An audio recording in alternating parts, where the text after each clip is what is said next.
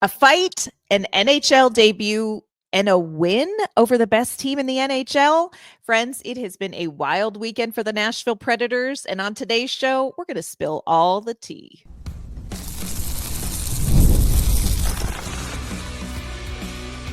You're Locked On Predators, your daily podcast on the Nashville Predators, part of the Locked On Podcast Network, your team every day. Welcome to the Locked On Predators podcast. Thanks for making us your first listen of the day. We are a part of the Locked On Podcast Network, your team every day. Want to welcome any first-time listeners to what is bound to be a wild Monday episode. And of course, we want to give a shout out and a cyber high five to our amazing Locked On Predators insiders community and to our everydayers. We love talking Nashville Predators hockey with you 5 days a week. I'm Ann Kimmel. I am a writer with Penalty Box Radio. And my friends, I have a partner in crime. You do. I'm Emma Lingen, and I'm the Predators site editor and reporter for the Hockey News. Oh, friends, we have so much to catch up on here. There was a small skirmish at practice on Friday we're going to tell you about. The Predators recalled Fedor Svechkov on Saturday morning, and he made his NHL debut Saturday night in a game, wait for it, that the Nashville Predators won against the Winnipeg Jets, y'all. We're going to tell you how all three of these storylines really were woven together this weekend. We're also going to share what we're looking forward to in the week ahead. Before we dive into all of that, want to let you know today's episode brought to you by FanDuel. You can start the season with a big return on FanDuel. New customers can place a $5 bet, and you'll get started with $150 in bonus bets if you win your first $5 bet. Visit FanDuel.com to get started. All right, Emma, this is not the show I had planned for us after Friday morning's episode. A lot has happened, and we're going to get to all of it. And you're going to want to stick around for some of the tea. I just picture the Kermit the Frog drinking the tea meme, because that's like the meme summary of what our episode is going to be. But we absolutely have to talk about the fact that the Nashville Predators defeated the Winnipeg Jets, the best team in the NHL, by a score of 4-1 on Saturday night. Emma, what the what? I know we like to start off with one word to describe the game. I'm going to say my one word, I actually do have just one this week, is sure. Sure, because nothing about this team surprises me anymore. Like, nothing would surprise me. They could, lose bad to the Kraken twice. Sure. Yeah. Beat the best team historically, like the best team in the NHL. Sure. Like, you mentioned Fedor Svechkov making his NHL debut. Could have started him on the top line with Philip Forsberg. Sure. Like, nothing surprises me anymore, because I think that that's where this team is like, and Andrew Brunette said it after the game. And again, I applaud him for saying the quiet part out loud, saying, hey, this team is in dire straits right now. And it's kind of, when you acknowledge that and admit it, that kind of signifies that you have a different mindset about it, that it's like no holds barred. We're trying everything. We're playing like our lives depend on it, because frankly, they do at this point. Yeah, absolutely. They do. It was so funny. I sat down at the game and was talking to Robbie Stanley, and it was like one of those things where we were like, okay, the Jets could put up a touchdown worth of goals. Not surprising. Or the Predators could win this game. Not surprising. Like, you just literally didn't know. It was the Forrest Gump box of chocolates game. You just didn't know what you were going to get, which should have been my one word. Dang. You can make it your one word now. That's my one word. That was a Forrest Gump box of chocolates game. You didn't know going into it what you were going to get. And we had some reasons to suspect this might not go great for Nashville. Mm-hmm. But also there were some reasons why maybe Nashville had a fire under them. We always reach out to our Locked On Predators insiders for their one word. We kind of catch up with them before the game, during, and after the game. We love getting one words. Dustin's one word, happy birthday to me. That's right. It was Dustin's birthday game. I was like, for your birthday, may your family buy you season tickets, because if you are good luck, you must continue. He said the boys were great, the place was electric, and the grilled cheese was fantastic. Y'all, Bridgestone Arena, first floor grilled cheese. It's going to change your world. Can every day be Dustin's birthday? Can every day be his birthday? Because like that would be a good thing. Every Predators game day, at least. Yes. Work on that I for vote us. for that. Work on that for us, Dustin. Just asking. Chris's one word, unbelievable. Very much like Emma's one word, sure. Sure. Macy's one word, I love this. My one word is speechless, because I got nothing. What a ride this season has been so far. I genuinely never know what to expect. We're all of one mind here. Rebecca said cohesive. Henry's one word was attack. They attacked and got gritty in the net. It was fun to watch, and it worked. Tanner's one word was magnet. Every time I start to give up on the season, they pull me back in. But these are the kinds of wins that can turn seasons around. And this was a big win. This was not the Nashville Predators squeaked one out. Now, the score was 4-1. 3 of those goals were scored in the third period. One was an empty net goal. So it was a much closer game on the scoreboard. After a rocky first, though, Nashville was in control of this game for the second and third periods, Emma. And I think that is part of what is so shocking about the win. Yeah, and you know what? With this team, again, it's one of the things that frustrates me so much about them is that they can't, it seemed like for a while, it's like they would come out guns blazing. They look really good in the first period, then fall apart in the second. And then they would look pretty good in the third. But then by that point, it was too late. They had already lost. And then now it's like they're not coming out strong in the first, but they're kind of rebounding in the second and then pushing it home in the third. And it's like, okay, can we maybe just play 3 full periods? There's Maybe. 60 minutes. I mean, that was a great game by Nashville, but Andrew Brunette did say like that was a good 40-minute effort. The first period was a little bit rocky, but Nashville really did do a great job in this game. The second period, 18 shots on goal. The third period, 13 shots on goal. And did a good job containing a team that is so good in every aspect of their game. Winnipeg is so good. And one of the areas that you and I talked about in the preview on Friday was special teams. This was the number 1 penalty kill going up against the number 1 power play in the league. And I loved, we talked with Andrew Brunette after the game about like, was that kind of a confidence boost for the penalty kill, saying, hey, you know what, we handled this number 1 power play. And he's like, look, we know we're the number 1 penalty kill in the league. Our mindset was, why don't you guys come in here and prove that you're that good? They handled business. It was great. I remember Kyle Connor had a shot on goal. Juuse Saros was phenomenal, had a great stop, and they did kind of a Fang vision shot of Kyle Connor, and he literally was like mouth hanging open, like, what? Like, how did that not go in? Hey, join the club, Kyle. That's what we say every day watching Juuse Saros, but he does it all the time, but it never gets any less amazing. It is so amazing. The other thing that I will say I found amazing in that game Saturday night, and I texted good friend of the show, Deandra Liu. She, of course, covers the Florida Panthers and Tampa Bay Lightning for NHL Network, and she's been on with us before and has covered Stamkos for several seasons now. And I messaged her, and I'm like, does it ever become normal to watch Steven Stamkos score a goal from that spot with that shot? And she said no.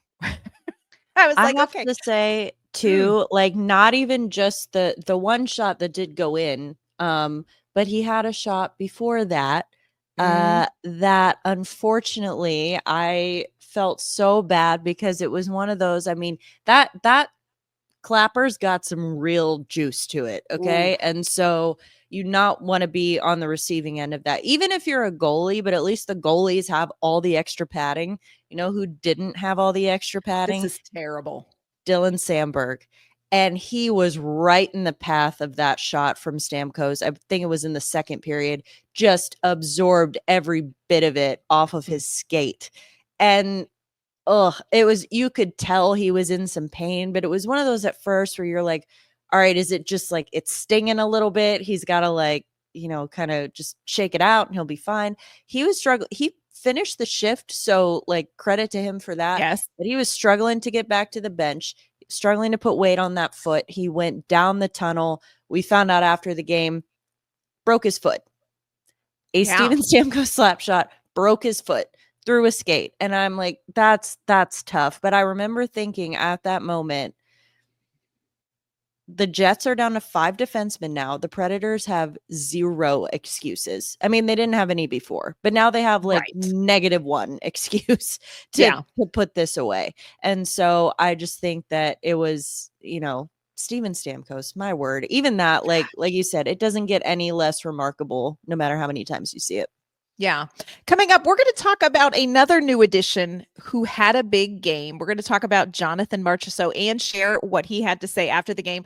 We're also going to talk about some interesting precursors to this Winnipeg win that may have contributed to a little more spice, in little more sass for the Nashville Predators coming up. Today's episode is brought to you by our great friends at Prize Picks. Prize Picks is America's #1 daily fantasy sports app with over 5 million active members. Prize Picks is the easiest and most exciting way to play daily fantasy sports. All you have to do is pick more or less on 2 to 6 player stat projections, and you're going to watch the winnings roll in. It's the way daily fantasy sports should be played. It's not you against 1,000 strangers. It's just you against the Prize Picks projections for your favorite players in your favorite sports. This week, Prize Picks has a Thanksgiving free square. Tyreek Hill only needs to receive 0.5 receiving yards for that projection to hit. If you're correct on at least one more stat projection this week, you can win real cash. So download the Prize Picks app today and use code LOCKEDONNHL and get $50 instantly when you play $5. That's code LOCKEDONNHL on Prize Picks to get $50 instantly when you play $5. You don't even need to win to receive that $50 bonus. It's guaranteed. So check out all the action at Prize Picks. Run your game. All right, Emma, we talked about Steven Stamkos had a great goal.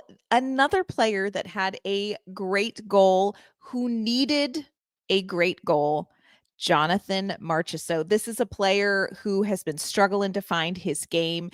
And look, full disclosure, love talking with Jonathan Marchessault. He says the quiet part out loud.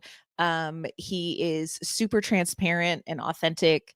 And we had another great conversation with him after the game, but it was really great to see Marchessault get that goal. And I thought it was great because he was on a line with Mark Jankowski and Tommy Novak, which in my mind, and this goes back to Jonathan Marchessault in Vegas, was kind of a line of misfit toys because nobody's been super impressed with any of the three of them.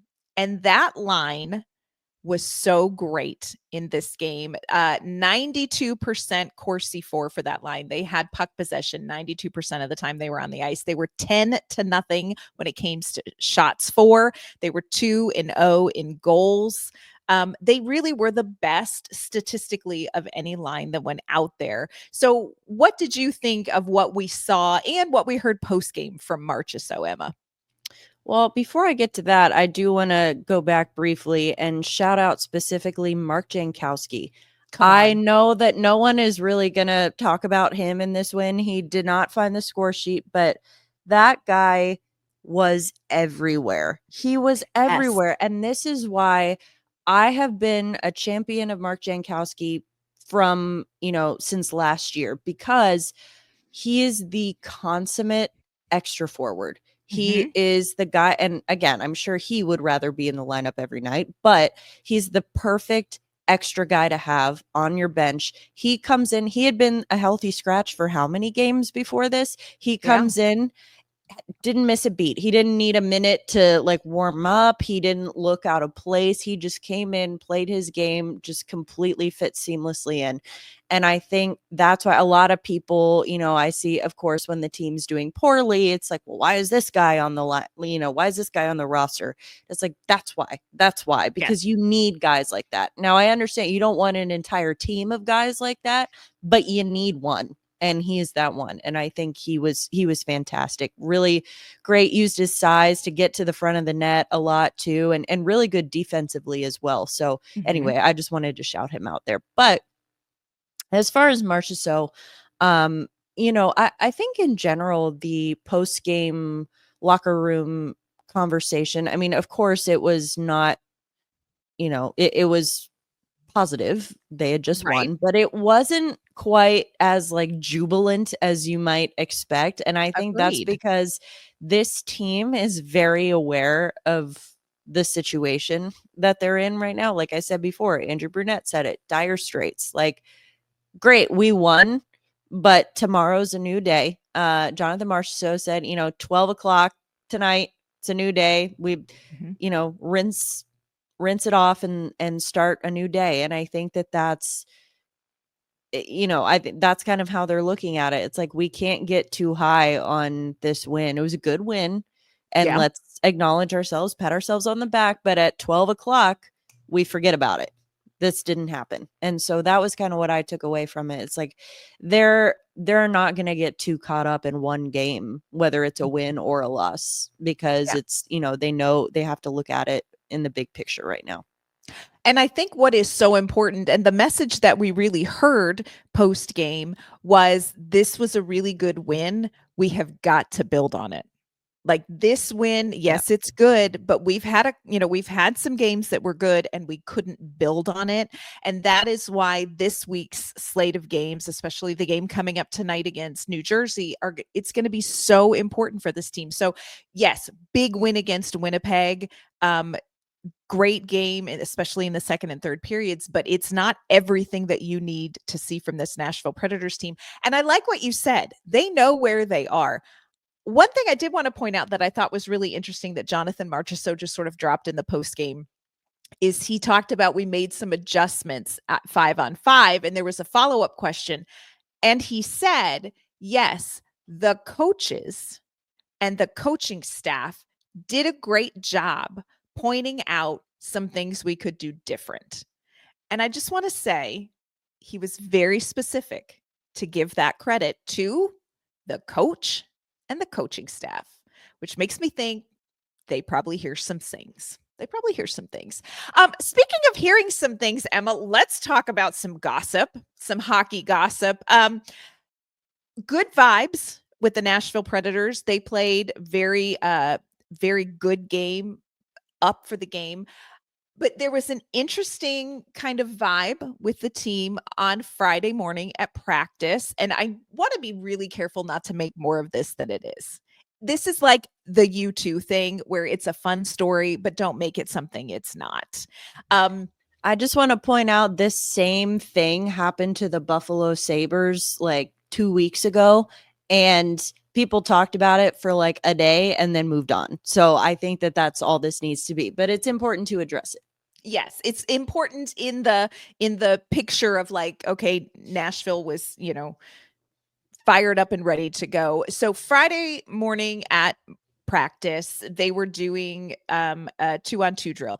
Keep in mind, Luke Evangelista was coming off of a healthy scratch game, and that is not something Luke Evangelista likes. Nobody likes that, but Luke Evangelista is just not for him. Okay, being healthy scratched, and you could tell at practice Friday morning as they were coming on the ice. Not a lot of joking, very serious faces. Luke Evangelista's one of them.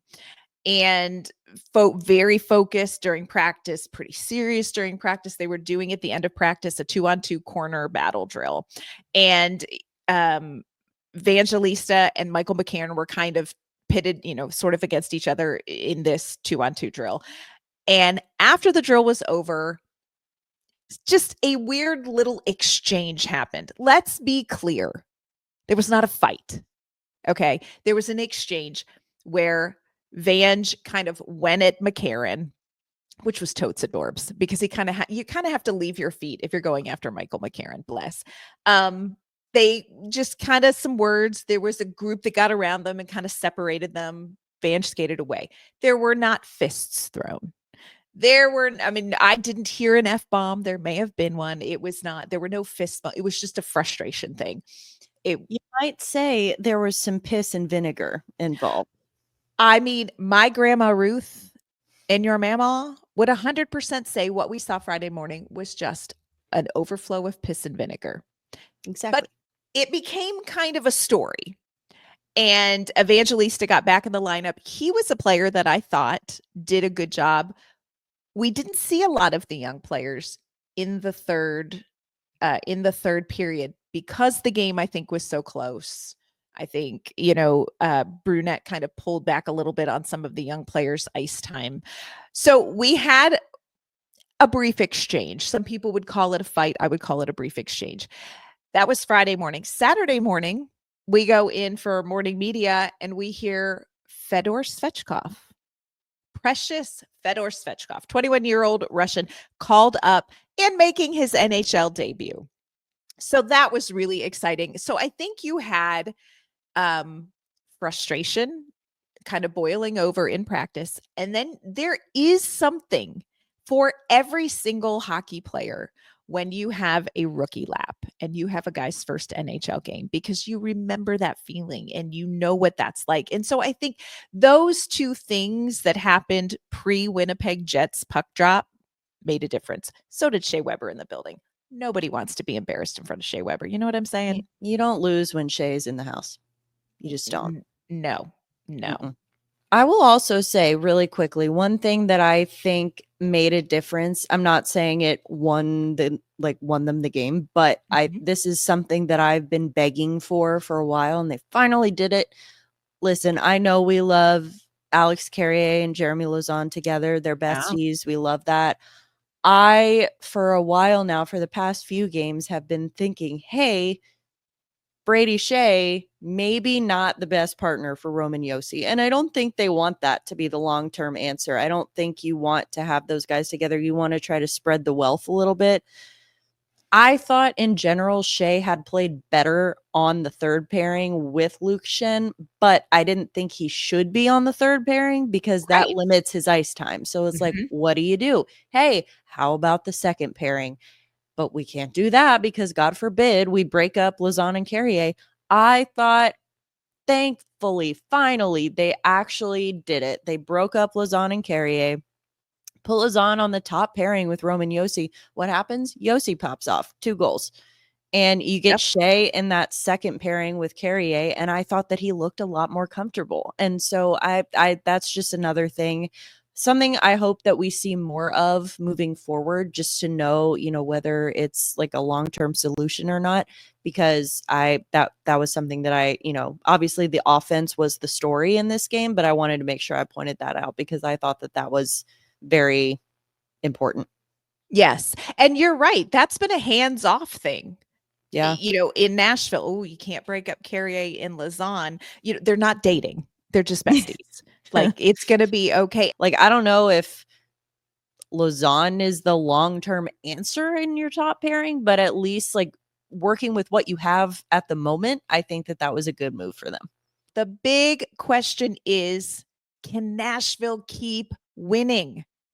We are going to talk about what they're going to need to do tonight against a really tough New Jersey Devils team.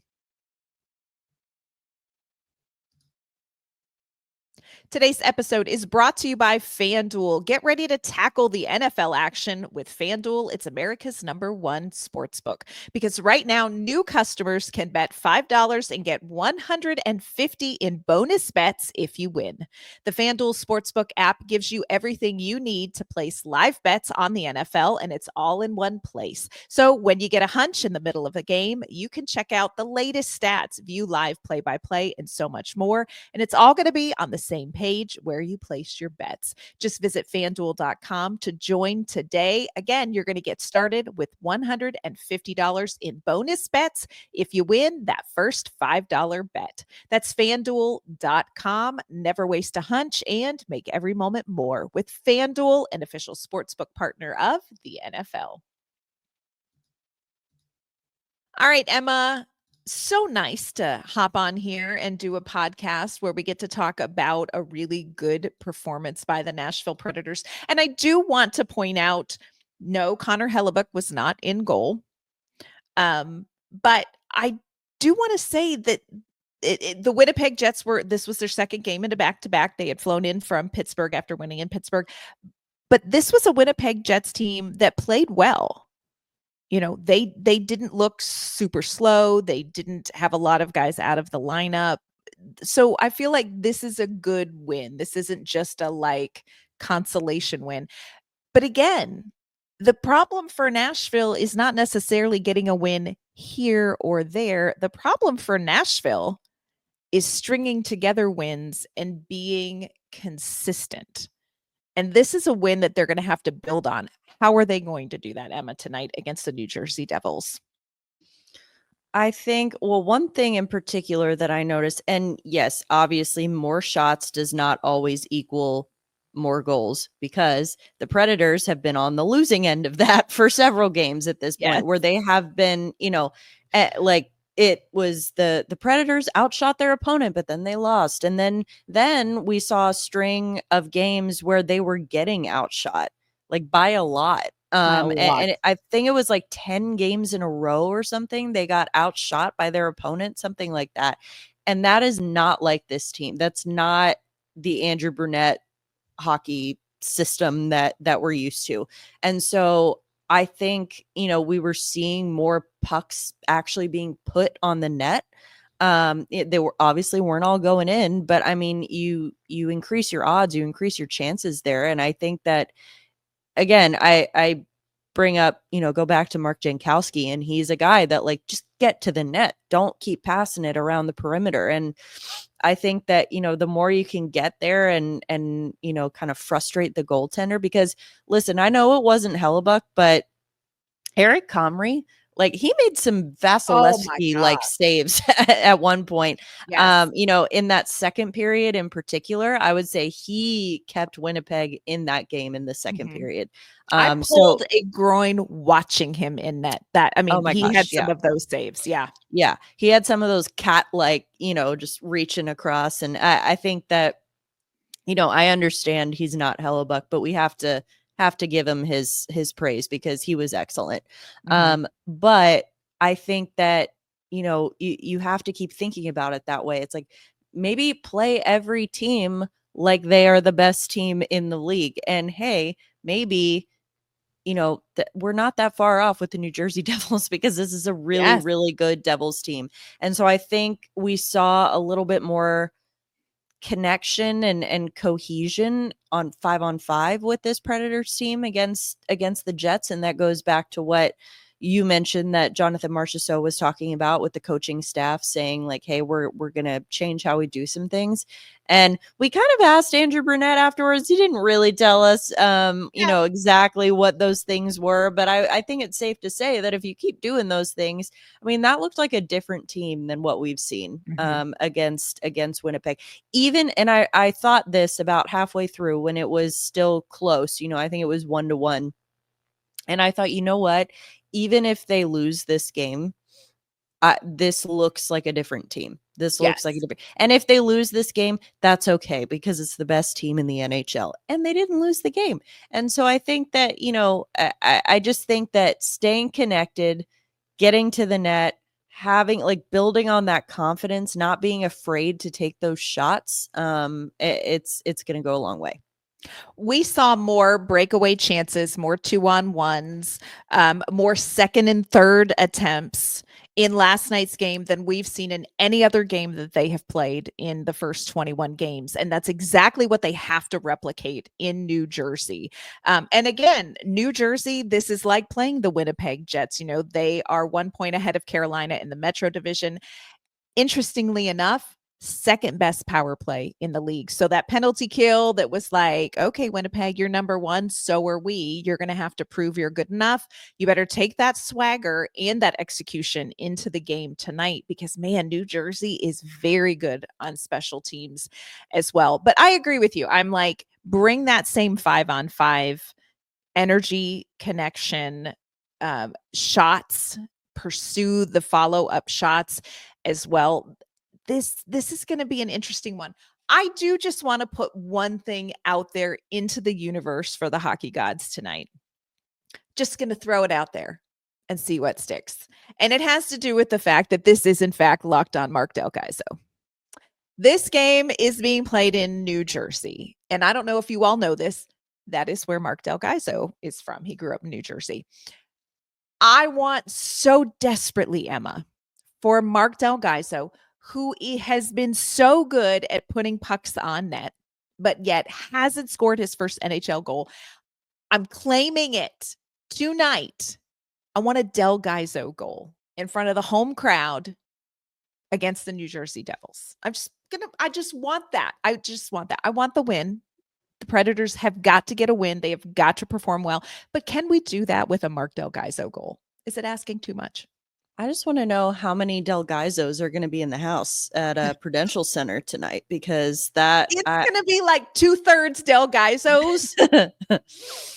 We're acting like the state of New Jersey is like one city. It's actually quite large, but I mean, I don't know, but you think that they would make the trip. But yes, I would love to know how many Del Gaizos are there tonight. But yes, I love it. I would love it for him. I mean, again, I've loved him since the day I made him cry. And I think that he definitely deserves it. I mean, he has been genuinely, I mean, even through that rough stretch during the road trip when they weren't winning, he was consistently good. He was consistently one of their best players. And it didn't get recognized because they were losing. But I want to put that out there that he's been excellent for them. Yeah. And I do think, we talked about it was a little bit more limited ice time in the third period for some of the younger players. But I also want to shout out, Del Gaizo, but Zachary Leroux and Luke Evangelista when he's not been a healthy scratch. And on Saturday night, Fedor Svechkov, because there is something that these young players are able to bring because gosh darn it, they're playing in the NHL and they still are in that. I so appreciate this moment and know how hard it is to stay here. And so I think you need to see some of that. We saw some of it from Zach Leroux Saturday night. I thought, Zachary Leroux's getting ready to show them what he did in the queue.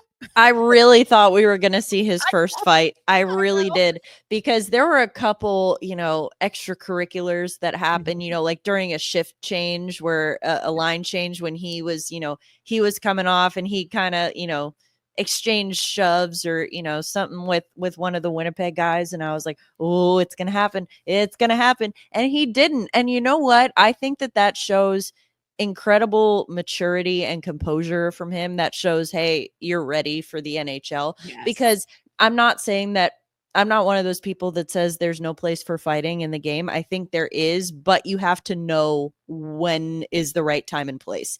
And I think that's something that Zach had struggled with for a while, is not being able to quite determine when was the correct time and place and when wasn't.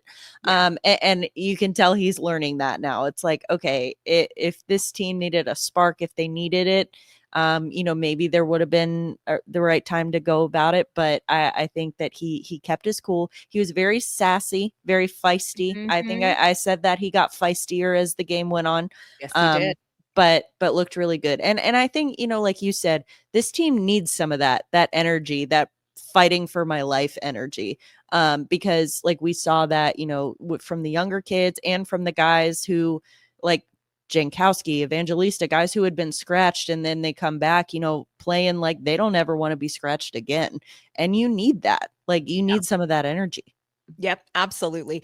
I got a chance to chat with Zach LaRue. Going to have a piece out on LaRue coming out this week. But one of the things we talked about was, you really have been great. And he's like, look, I need to stay out of the box. I don't help this team when I am in the box.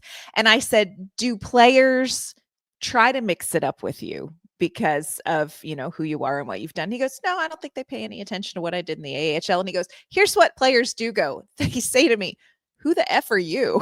Except they don't say F. It's like they say, who the puck knuckles are you, Zach Who LaRue? the puck knuckles are you? And Zach, you know what? Zach LaRue, impervious to your sass. Just take it, move along. He does not have time for your sass. But yeah, I thought that was pretty funny. He's like, yeah, I don't think they pay any attention to my penalty minutes in the AHL. Basically, they're just like, who the F are you? And in my mind, I'm like, they'll know sometime.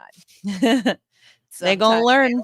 They're going to learn your name, Happy. They are. So tonight, Nashville Predators, again, this is going to be a tough game facing the New Jersey Devils. Can the Predators put two solid back-to-back performances together? Because, friends, they absolutely have to be doing that if they stand any chance at all of climbing up in these standings. On tomorrow's show, Emma and I are going to recap whatever we see tonight in New Jersey. That'll include our one word to describe the game. We're also going to break down the stats, let you know what players we saw that we thought performed well.